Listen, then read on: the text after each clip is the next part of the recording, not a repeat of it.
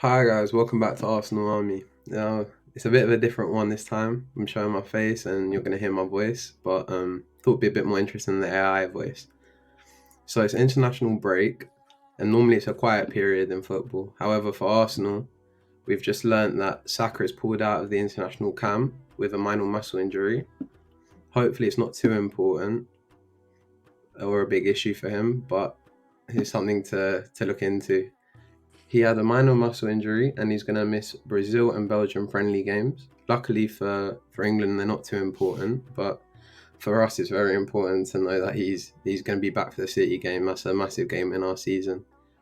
This is the last camp before Southgate announces his Euro squad, so it'll be interesting to see what players he puts in that squad. We're not expecting much, are we?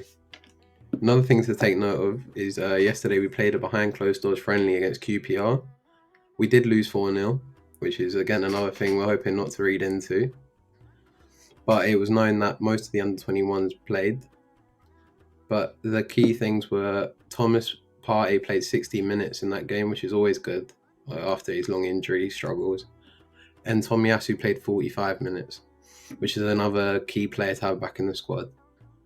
Another thing to take note of is that Timber was not involved in that game, which we kind of expected if it was to happen, because he's still not ready. But we're all hoping that he at least gets a few games before the end of the season. He might be important for us. Now on to some potential transfer news, which we're linked to a lot of strikers, and it's something my channel reports a lot, so it could get a bit annoying. But this one looks quite strong. Arteta is really keen on Alexander Isak, which we can all see that he's a top striker. It's going to be quite hard to get this deal done, knowing that he's under contract till 2028. He's 24 years old and he's got loads of years to improve. But right now, it's looking like what we need. Havertz is doing well up front right now, but we all know that in the clinical big games, we need a striker that's going to put the ball in the back of the net consistently. Isak is one of those players that you look at and you get excited by. He can dribble, he can pass, he can shoot, and he's fast.